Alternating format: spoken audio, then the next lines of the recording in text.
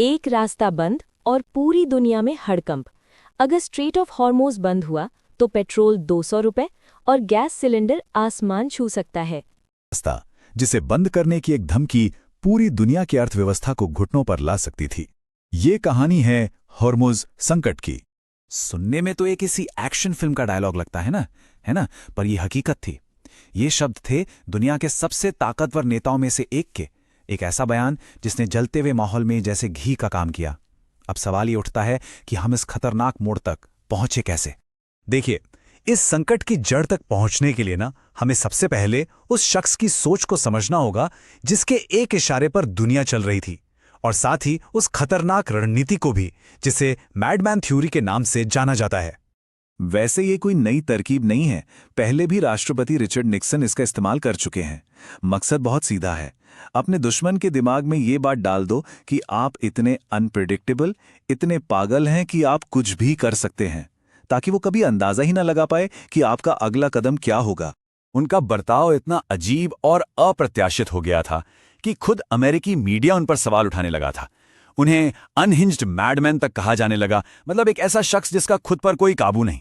तो अब आते हैं इस पूरी कहानी के केंद्र पर, वो जगह जो दुनिया की अर्थव्यवस्था की सबसे नाजुक नस है।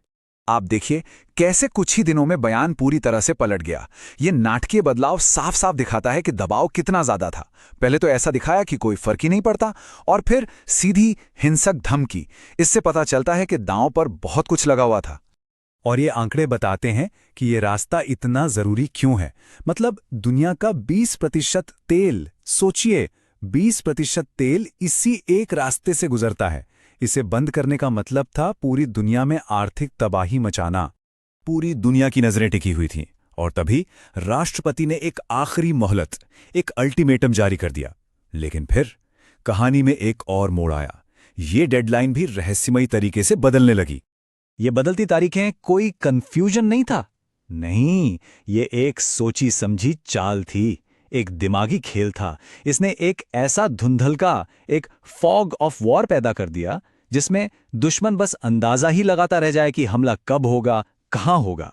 और शायद पर्दे के पीछे बातचीत के लिए भी थोड़ा वक्त मिल गया। लेकिन ईरान भी चुपचाप तमाशा देखने वालों में से नहीं था।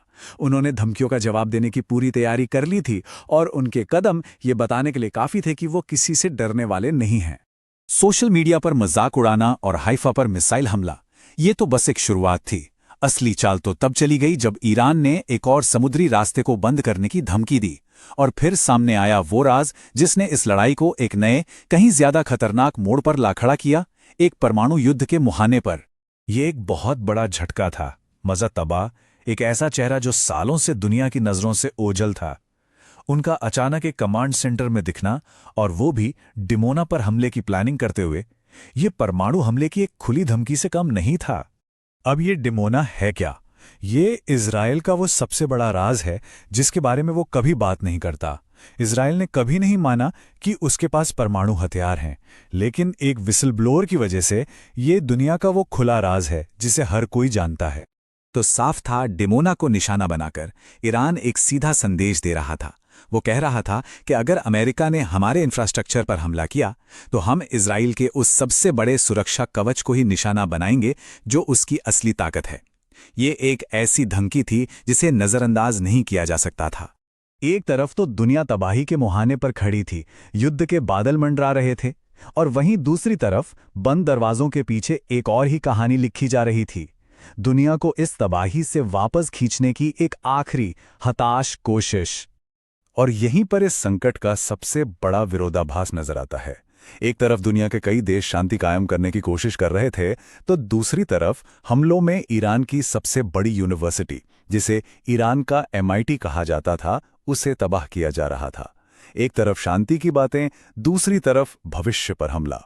और इस जलती आग में घी का काम किया दुनिया की परमाणु निगरानी एजेंसी की इस चेतावनी ने।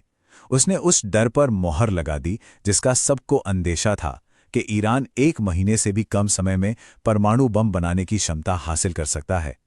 ये वही सरप्राइज था जिसका वो बार बार इशारा कर रहा था।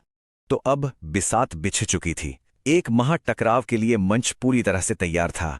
सोचिए जरा, एक तरफ से हमले का अल्टीमेटम, दूसरी तरफ से दुनिया की दो सबसे बड़ी सप्लाई लाइन काटने की धमकी, एक इशारा इजराइल के न्यूक्लियर रिएक्टर पर हमले का, और इन सब के बीच शांति की कुछ खुफिया कोशिशें।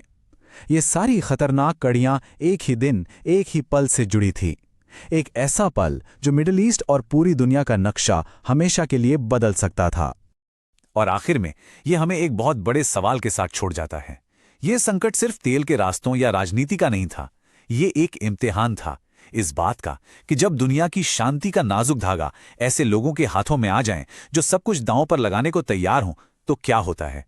इस न्यूक्लियर चिकन के खेल में पहले कौन पीछे हटता है।